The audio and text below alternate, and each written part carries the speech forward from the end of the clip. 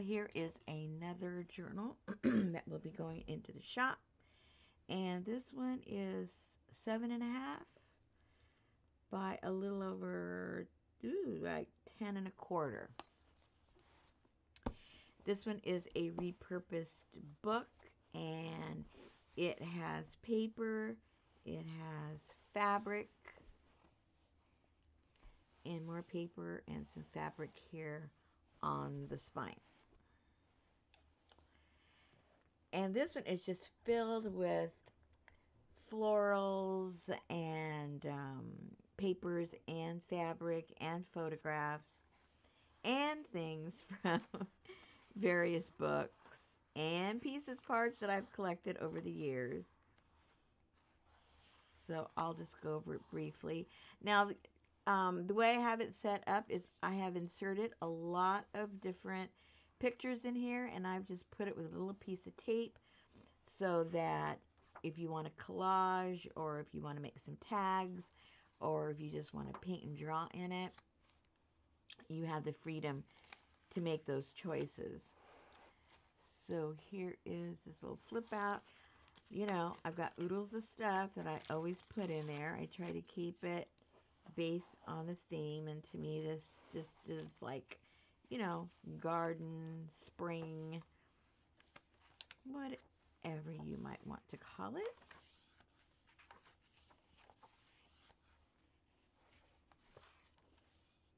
And I have some piece of Cantha quilt there as the tabs. Now, I'd made several of these and I sold them, and I had this one onto the side. I wasn't sure if I was going to keep it or not, but you know, I just keep making more and more journals, and I really don't have the time to work in the journals because I'm busy making them.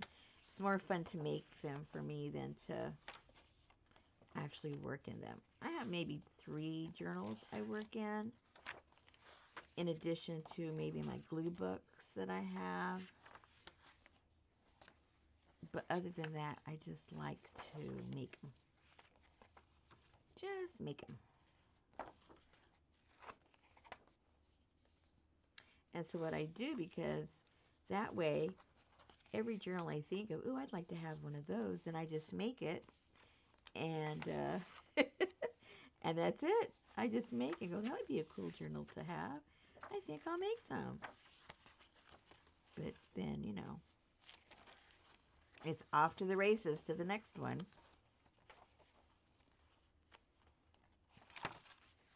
And this one's just happy and cheery. At least to me it is. It's like, oh, bring the butterflies, bring the bumblebees.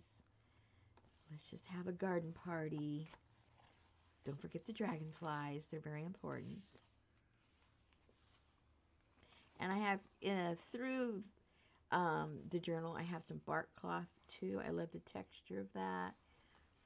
And then some other fabric that have some butterflies and bugs.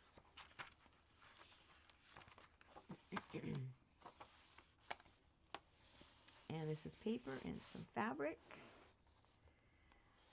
Paper and fabric. I just love the way this journal came out and how it feels.